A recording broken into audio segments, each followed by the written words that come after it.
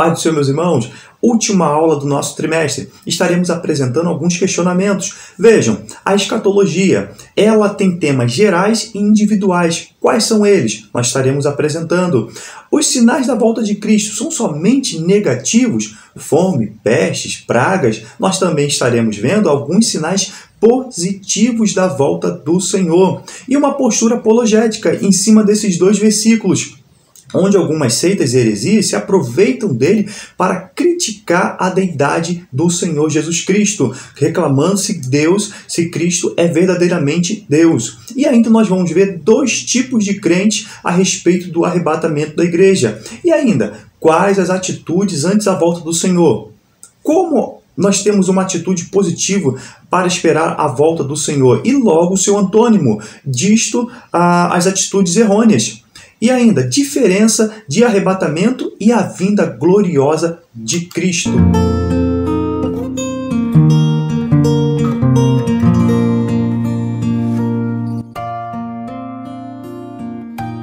A leitura bíblica em classe para que você participe do nosso estudo se encontra em Atos, capítulo 1, versículo de 6 a 11.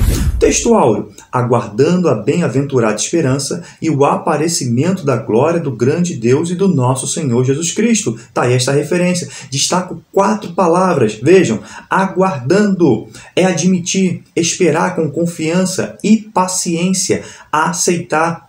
Esperança, vejam esta palavra, elpis, quer dizer nutrir expectativa por algo. Essa é a postura da igreja. Normalmente com prazer, uma expectativa, ter confiança, ter fé. Veja essa palavra, aparecimento, epipaneia, uma manifestação, um advento. Sabiam que todo cristão é um adventista? Não desta seita, o adventista do sétimo dia, mas o advento diz respeito à gloriosa vinda do Senhor para a igreja. Ou seja, quer dizer aparição, brilho, esplendor. E a última palavra, glória, docosa, dignidade, glorioso, honra, louvor e adoração. São estas palavras. Quando eu destaco este versículo de Tito, me fez lembrar, irmãos, desta referência de Hebreus capítulo 9, versículo 28.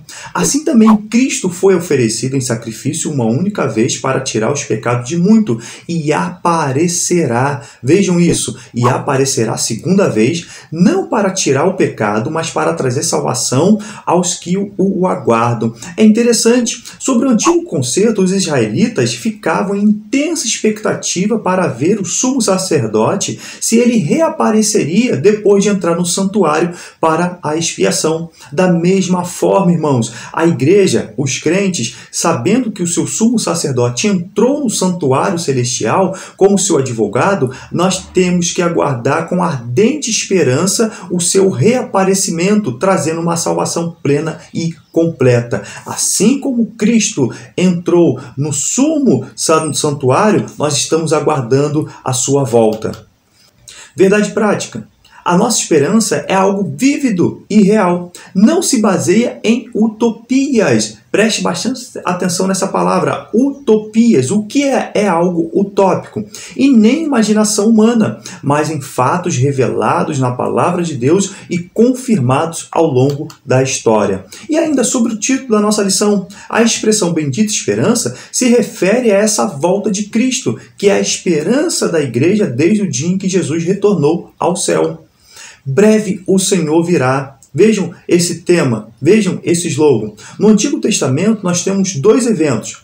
A aparição de Jesus como homem para realizar a grande obra de redenção e a sua segunda vinda no final dos tempos, escatologia, que envolve o arrebatamento da igreja e a sua vinda em glória. O slogan de Daniel Berg e Gunnar Wiggen terminava com "O breve Jesus voltará", que diz respeito ao arrebatamento da igreja, uma verdadeira escatologia pentecostal. E quando eu destaco isso, uma verdadeira escatologia pentecostal, por que disso? Sem extravagância, mais equilibrada, uma teologia, uma escatologia prudente, sem querer marcar datas, como nós vamos ver daqui a pouco.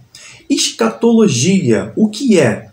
Tem origem em 2 termos gregos, escatos, último, E logos, estudo, mensagem, palavra. Logo, é o estudo sistemático das coisas que acontecerão nos últimos dias. E também não está errado de eu chamar de a doutrina das últimas coisas. A abrangência da escatologia, nós já vimos isso no início, eu destaquei, nós vamos ver que ela é um assunto que ela é geral e quando ela é individual. Abrange um estudo fascinante acerca dos seguintes temas: geral, o fim dos tempos, o arrebatamento da igreja, a grande tribulação, a vinda de Cristo, o milênio, o juízo final, o perfeito estado eterno. E agora, quando ela é individual? Quando o assunto se trata na questão individual do ser humano, refere-se aos aspectos futuros da vinda da pessoa e estuda temas igualmente de muita importância para a compreensão da vida futura. O estado intermediário, ou seja, após a morte física, o que acontece com o homem? A ressurreição dos mortos, o destino final de todo o homem. Agora, o arrebatamento da igreja. A igreja de Tessalônica, alguns pensavam que o Senhor já tinha voltado. Estava acontecendo ali alguma balbúrdia, alguma anarquia espiritual, porque alguns estavam confundindo e não estavam entendendo a respeito da volta do Senhor. Aí vem o apóstolo Paulo e ele vai ensinar aquela igreja. Veja esta referência. Porque o mesmo Senhor descerá do céu com alarido e com voz de arcanjo e com trombeta de Deus, e os que morreram em Cristo ressuscitarão primeiro. Depois nós, o que ficarmos vivos, seremos arrebatados juntamente com eles nas nuvens, a encontrar o Senhor nos ares, e assim estaremos sempre com o Senhor. O termo arrebatamento deriva da palavra raptus, no nosso latim, que significa arrebatado rapidamente e também com força, de forma violenta. O termo latino raptus equivale ao harpazo em grego, traduzido por arrebatamento. Esse evento descrito aqui, lembro lá desta referência de 1 Coríntios capítulo 15, refere-se à ocasião em que Cristo, a ocasião em que a igreja do Senhor será arrebatada da terra para encontrar com ele nos ares. O arrebatamento abrange apenas os salvos em Cristo. Agora, nós temos também que prestar atenção da diferença entre o arrebatamento e a vinda gloriosa. Veja este quadro que aparece. A respeito do arrebatamento, será somente até as nuvens, será um translado, transformação dos santos, será iminente, somente para os crentes. Destaque sempre isso. Antes da ira do Senhor, Cristo virá somente para os seus, e só os crentes vão vê-lo. Começa a grande tribulação e será somente para a igreja. Mas agora, a respeito da vinda gloriosa, vejam só a diferença. Será no Monte das Oliveiras, não há traslado, os santos voltam à terra. Previsível, ou seja, será no final da grande tribulação. Todos os homens o verão, o contemplarão. E final do dia da ira do Senhor, porque logo depois entra-se o milênio. Cristo vem com os seus, todo o olho verá. Termina a grande tribulação e para Israel e também para todo o mundo. Agora veja que interessante, nós precisamos também, o professor deverá contextualizar essa aula com todo o trimestre. Por quê? Nós estudamos sobre o verdadeiro pentecostalismo.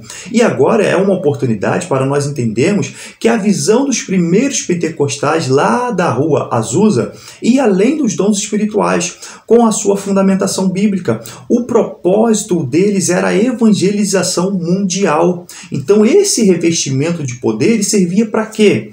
Para a evangelização eficiente, abrangendo e alcançando todos os homens em todos os continentes. E nessa mensagem de que Cristo salva estava a esperança da sua vinda. Nós temos, irmãos, dois tipos de sinais que antecedem a vinda da volta do Senhor: o aparecimento de muitos falsos cristos, guerras e calamidades, fomes generalizadas, crises religiosas. É interessante que antes da volta de Cristo, a apostasia será algo terrivelmente, e nós já vemos isso nas igrejas nos dias de hoje. Esses são os sinais negativos. Agora os sinais positivos: a efusão do Espírito Santo.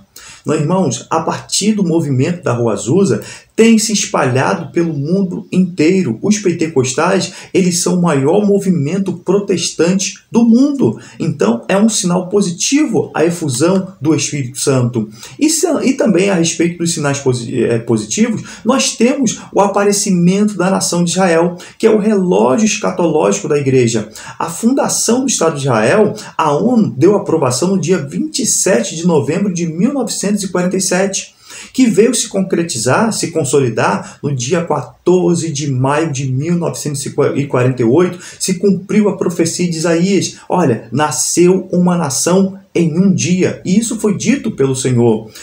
No diário, nós vimos ali o primeiro diário oficial de Israel e o dia em que as tropas britânicas deixaram o país israelita.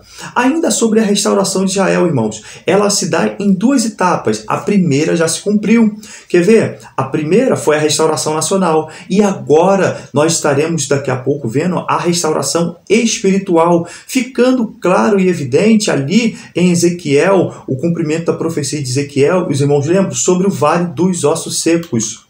Uma postura apologética.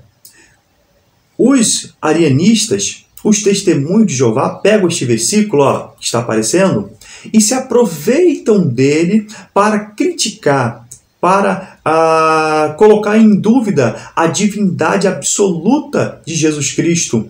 Quer ver? O argumento de ambos os grupos, tanto o antigo e como os de hoje, é o seguinte: se há coisas que somente o Pai sabe, como o Filho de Deus pode ser Deus? Então, nós temos uma resposta apologética para isso. Quer ver? No entanto, a Bíblia afirma sobre Jesus. Também nós podemos responder com um outro versículo.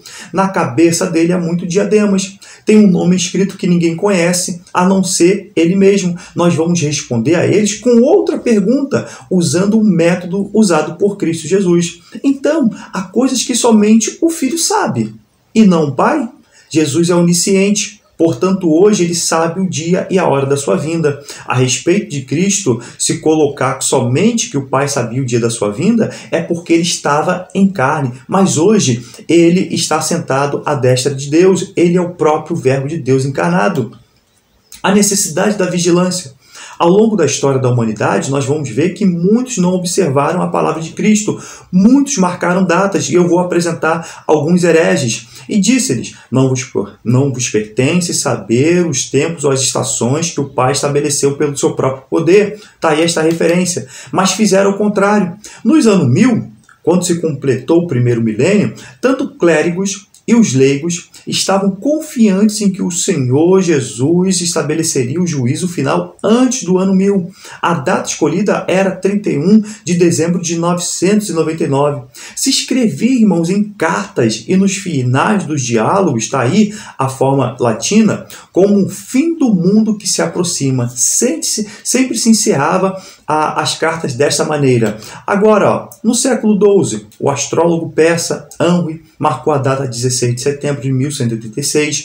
John Stuff marcou um dilúvio para o dia 20 de fevereiro de 1524. O conde von Eglin construiu uma gigante arca, também pensando que o fim do mundo iria acontecer também de uma forma diluviana. William Winston, amigo de Isaac Newton, tinha uma postura bem aceita no cenário científico, marcou uma data no dia 13 de 1736. Ele dizia que depois do final dos 3 dias tudo estaria acabado. E também nós temos o William Miller, marcou 23 de março de 1843, não observando a ordenança do Senhor. E também nós temos os grupos adventistas. Esse é o grande problema dos adventistas. Eles marcaram 6 datas.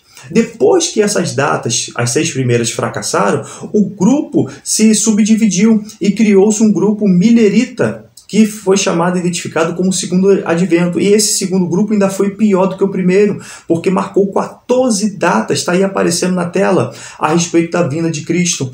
E também, dali, surgiu o grupo dos testemunhos de Jeová sobre o seu líder. Está aí ele. Eles também marcaram 8 vezes a data da volta de Cristo. E também não podemos nos esquecer das profecias de Nostradamus. Nos dias de hoje, podemos chamar de uma verdadeira fake news. Queridos, nós temos que observar o que a Bíblia diz. Ela não marcou nenhuma data. Vivendo com fidelidade. Na resposta à pergunta dos discípulos, será este tempo em que o Senhor irá restaurar o reino de Israel? Esta é o grande tema do livro de Atos, não só para os apóstolos, mas também para a igreja em todas as eras. Mas vocês receberão poder ao descer sobre vós o Espírito Santo e serão minhas testemunhas, tanto em Jerusalém como em toda a Judéia e até os confins da terra. Entenda, com isso Jesus mostrou aos seus discípulos que a prioridade era a evangelização do mundo e que não era a hora de especular, analisar o momento crítico da história em que estavam vivendo. A ênfase sempre é a evangelização. 2 tipos de crente. Quando Jesus vier para arrebatar a sua igreja, haverá 2 tipos de crente. Os que estão preparados para subir e também os que estão se preparando para ficar. Tem isso, tá? A parábola das 10 virgens nos dá esta mensagem de alerta. Atitudes corretas antes da volta do Senhor. Nós precisamos esperar com vigilância, viver na unção do Espírito, viver em santidade, esperar com amor. E logo o seu antônimo, atitudes errôneas diante da vinda de Jesus. No arrebatamento, ignorando a vinda de Jesus, escarnecendo das profecias e a traição e aborrecimentos. Meus irmãos, estou encerrando e eu acredito que esse trimestre foi bênção para as nossas vidas, que você, professor, superintendente, tenha uma ótima aula em transmitir esse conhecimento para os alunos, se Deus assim permitir, para o próximo domingo. Amém.